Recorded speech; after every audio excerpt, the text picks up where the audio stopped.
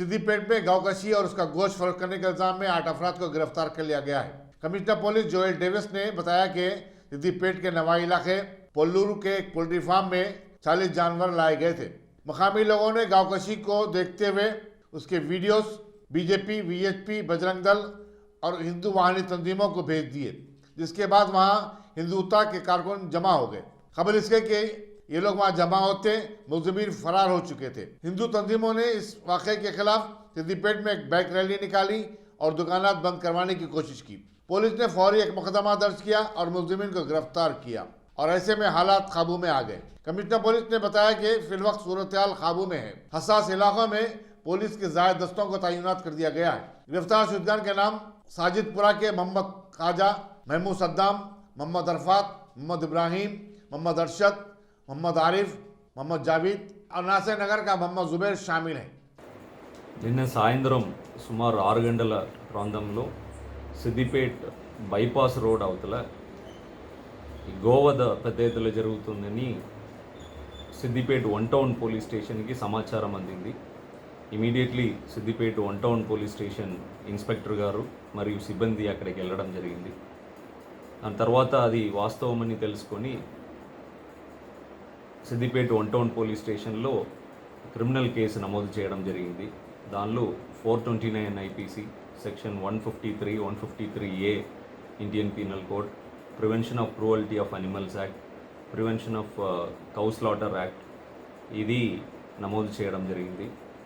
Case register అయిన వెంటనే Siddipet ACP mister Rameshwar గారు ఆధ్వర్యంలో స్పెషల్ టీమ్స్ ఏర్పాటు చేయడం జరిగింది. దానిలో దాదాపు 8 మందిని 6 గంటల లోపు మేము అరెస్ట్ చేయడం జరిగింది. ఎర్లీ మార్నింగ్ వీళ్ళని మజిస్ట్రేట్ ముందుకు ప్రొడ్యూస్ చేయడం జరుగుతున్నది. దీనిలో సిద్దిపేటకు చెందిన మొహమ్మద్ ఖాజా, రహీం, సద్దాం, అర్ఫత్, హర్షాద్, అష్రఫ్, జావీద్, జుబేర్ అనే 8 మందిని అరెస్ట్ చేసినాము. వీళ్ళు సిద్దిపేట మరియు కరీంనగర్, ఉమ్మడి కరీంనగర్ ప్రాంతంలో ఉన్న అంగడి మరియు రైతుల దగ్గర నుంచి ఏజ్డ్ అయిన కౌని కొనుక్కొని వచ్చి ఇక్కడ ఒక పాత పౌల్ట్రీ షెడ్లో పెట్టేసి ఎప్పుడైతే వీళ్ళకి అమ్మడానికి వీలు పడుతుందో హైదరాబాద్ నుంచి ఒక వ్యక్తికి వీళ్ళు అమ్ముతున్నట్టు మాకు ప్రాథమిక సమాచారం అందింది. వీళ్ళు ఇప్పటికీ ఇది 3 times చేశారని వాళ్ళు ఒప్పుకోవడం జరిగింది.